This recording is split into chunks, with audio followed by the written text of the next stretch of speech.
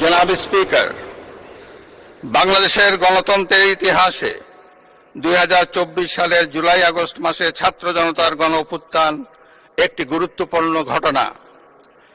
কোটা সংস্কার আন্দোলন থেকে এক পর্যায়ে এটি ফ্যাসিবাদ বিরোধী আন্দোলনের রূপ নেয়। দেশের ছাত্র জনতা, কৃষক, শ্রমিক, শিক্ষক, সাংবাদিক, বুদ্ধিজীবী, প্রবাসী তথা সকল শ্রেণী পেশার মানুষ গণতন্ত্রের পক্ষে রাজনৈতিক দলসহ সকলের সম্মিলিত আন্দোলনের ফলে 2024 সালের 5ই আগস্ট তৎকালীন ফ্যাসিস্ট সরকারের পতন ঘটে। হাজারো শহীদের রক্তের উপর দিয়ে তাবেদার ও ফ্যাসিবাদ মুক্ত নতুন গণতান্ত্রিক বাংলাদেশের সূচনা হয়।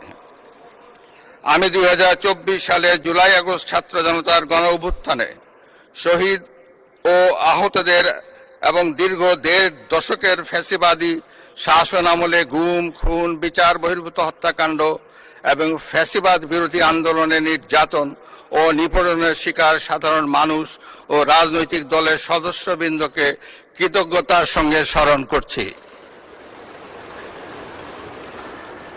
যাদের অসামান্য ত্যাগের মাধ্যমে বাংলাদেশ ফ্যাসিবাদ মুক্ত হয়ে গণতন্ত্রের পথে যাত্রা শুরু করেছে।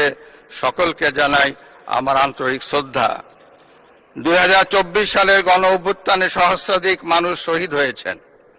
নারী, পুরুষ, শিশু সহ আহত ও পঙ্গু হয়েছেন কমপক্ষে 30,000 মানুষ।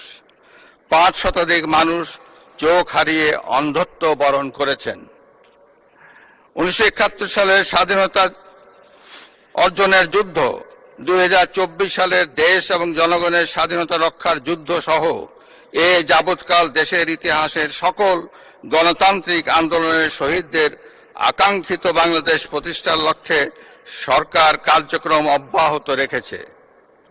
2024 সালে ছাত্র জনতার গণ অভ্যুত্থানে আহতদের দেশের বিভিন্ন হাসপাতালে চিকিৎসা চলমান রয়েছে। 137 জন গুরুতর আহত জুলাই যোদ্ধাকে উন্নত চিকিৎসার জন্য বিদেশে পাঠানো হয়েছে। আহতদের 12,043টি স্বাস্থ্য কার্ড দেওয়া হয়েছে। 1971 সালের বীর মুক্তিযোদ্ধা ও 2024 সালের জুলাই যোদ্ধাদের চিকিৎসা সহায়তা ও ভাতা অনলাইন ব্যাংকিং সিস্টেমে পরিচালিত হচ্ছে। সরকার জুলাই গণ অভ্যুত্থানের ইতিহাস সংরক্ষণ, গবেষণা, উন্নয়ন, দিবস উদযাপন সহ নানামুখী কার্যক্রম ও বাস্তবায়ন করে যাচ্ছে।